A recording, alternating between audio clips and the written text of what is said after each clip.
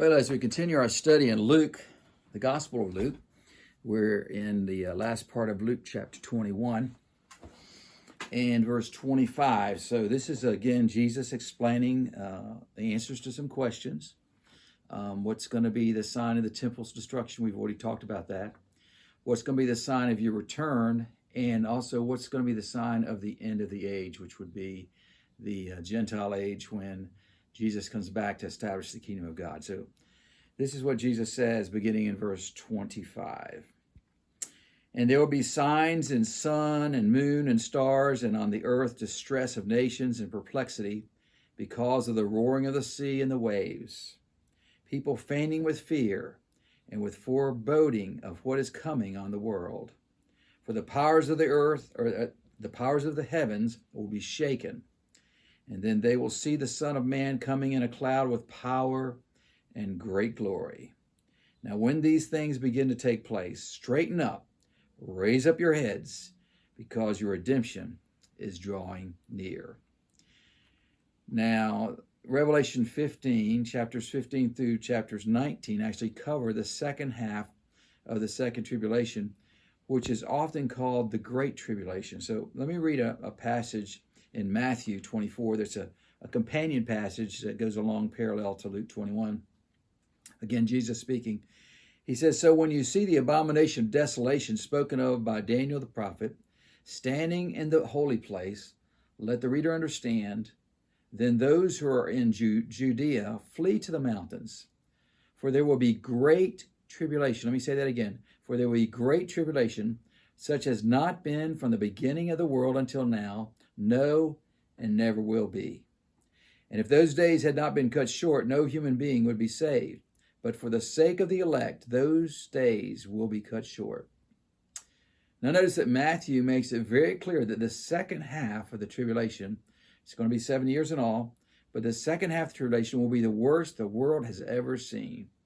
Jesus explains that if those days were not limited, it happens to be 1,260 days, 3.5 years, that no one would actually survive if it had been much longer. So he says, for the sake of the elect, these days are going to be cut short. And I believe it's these days, this second half of the tribulation that Luke is talking about here in verses 25 to 28. Let me just share with you from Revelation. I mentioned Revelation 15 through 19. Chapter 16 actually talks about the bowl judgments, which is the final judgments of God, his wrath being poured out. And in Revelation 16, just let me share with you what the first four bowls sound like, and it kind of helps you understand why the reaction of the world is the way it is. First of all, in the first bowl, everyone who has the mark of the beast is going to receive a harmful and painful sore somewhere on their bodies. In the second bowl judgment, everything in the ocean dies. Think about that. All the fish, all the whales, all the dolphins, sharks, octopuses. I mean, every single creature that God created in the oceans is going to die. Bowl number 2. Bowl number 3. The fresh water, rivers and lakes is going to turn to blood. Bowl number 4. People are being scorched by the sun. So it's no wonder to me that they'll be fainting with fear on what is happening during this great tribulation. It's absolutely horrific. Now, Jesus goes on to say that the powers of heaven will be shaken. So I want to read about that as well in Revelation and how it's described. Revelation 16 says there'll be flashes of lightning, rumblings, peals of thunder, and a great earthquake such as there has never been since man was on the earth. So great was that earthquake, and every island fled away, and no mountains were to be found, and great hailstones about 100 pounds each fell from the heaven on people, and they cursed God for the plague of the hail because the plague was so severe. I can't even imagine an earthquake that shakes the whole world. Can you? Listen, you don't want to be a part of the world during the tribulation. It will be like the coronavirus was a picnic compared to what's going to take place during these days. I thank God for the promise for those of us who believe in Jesus that we're not appointed to the day of wrath. Now, after this great earthquake, Jesus is going to return to the earth in power and great glory to be crowned King of Kings and Lord of Lords, to set up and rule the kingdom of God on this earth for 1,000 years. This coming of Jesus is often referred to as the second coming of Christ. Now, those of us who believe in Jesus and are part of the church, we're going to return with Jesus because we've been raptured prior to the tribulation. And at the end of the tribulation, when Jesus returns to end the tribulation, to set up his kingdom, guess who's going to be with him? That's right. It's going to be you and me. Now, after all of this, it says that Jesus told them a parable. He said, look at the fig tree and all the trees. And as soon as they come out in leaf, you see for yourselves and know that summer is already near. So also, when you see these things taking place, you know that the kingdom of God is near. Truly I say to you, this generation will not pass away until all things have taken place. Heaven and earth will pass away, but my words will not pass away. Now in the Bible, you probably already know this, but the fig tree is often symbolic of Israel. Hosea 9:10 was one of the first to liken it to this, where Hosea says, like the grapes in the wilderness, I found Israel.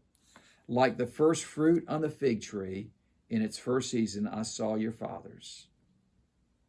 Now Matthew 24, again, that parallel passage about the end times, Jesus told us to remember the parable of the fig tree, saying that once it sprouts, once it puts on leaves, and of course most of us that study the Bible and prophecy believe that was on May the 14th, 1948, when Israel's, for the first time in almost 2,000 years, became a nation again, and she sprouted forth with life. So May 14th, 1949 was when this parable of Jesus, parable was fulfilled. Jesus says, now remember, once that happens, he says the generation that was alive when that took part, when that took place, would not pass away until all the things Jesus predicted had been fulfilled. So first of all, there would be people that would witness the rebirth of Israel on May 14th, 1948, and they would live and see all these signs we've talked about for the last several weeks. And in addition to that, we're going to see that it includes the rapture, when the church is taken prior to the tribulation, and then the 7 years of tribulation, and then the glorious return of Jesus called the second coming.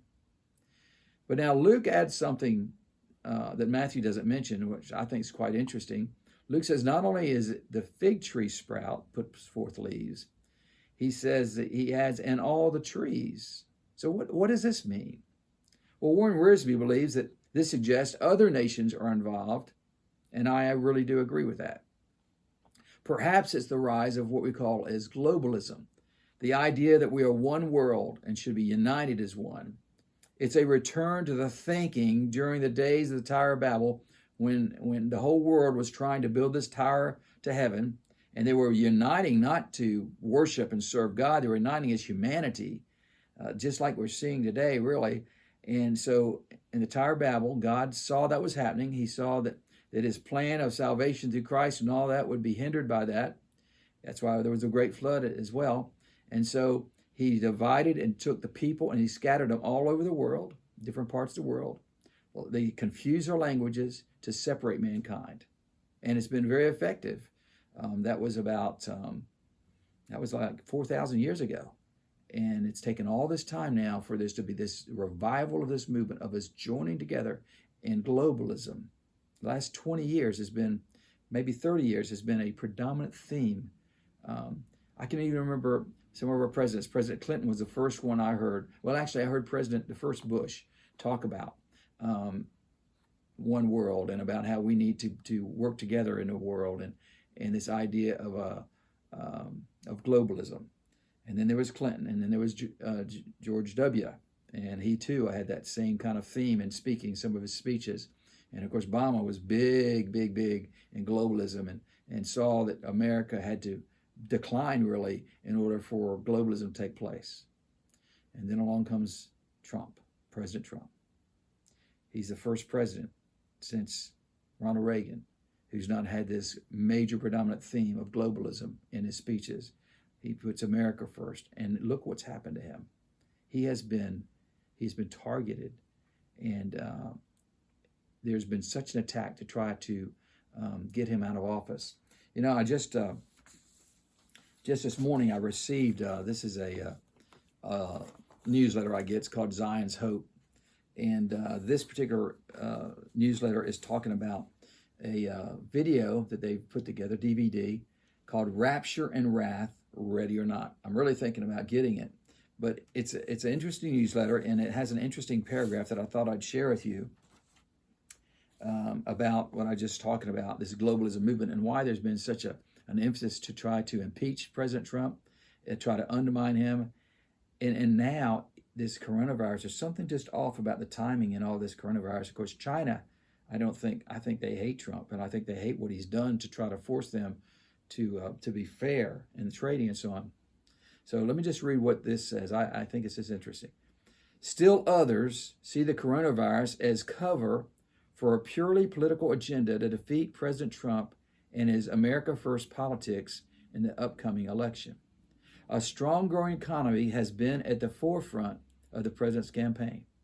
Not only is the national shutdown wreaking havoc upon the nation's economy and the lives of American families, it has cracked the central pillar of the president's reelection strategy. Unless the mandate for social distancing is rescinded in the next few months, his ability to host political rallies across the country with tens of thousands of supporters in attendance will also be squelched. Now, here's the interesting part, and this is really the heart of the matter. But the question remains, who or what has the power to cause global disruptions of such epic proportions?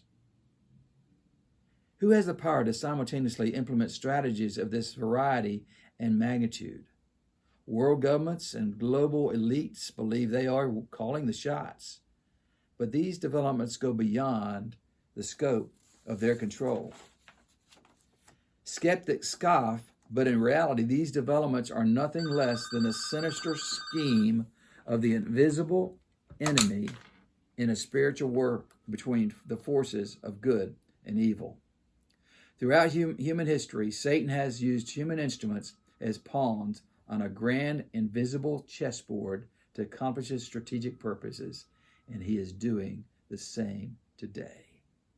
I really think that is a well put article about what's going on in all of these things right now. Okay, so let's go back to our study here in Luke. First of all, Jesus says, when you see these things take place, you know the kingdom of God is near. So there's one thing that we can be sure of with all these signs and all that's going on, the kingdom of God is fast approaching. Secondly, he also says that the generation that sees all these things, that would be the sprouting and the rebirth of Israel, that would see the rapture, would see the tribulation, the 7 years tribulation, and also the second coming, will see all these things and will not pass away until all of these things have taken place.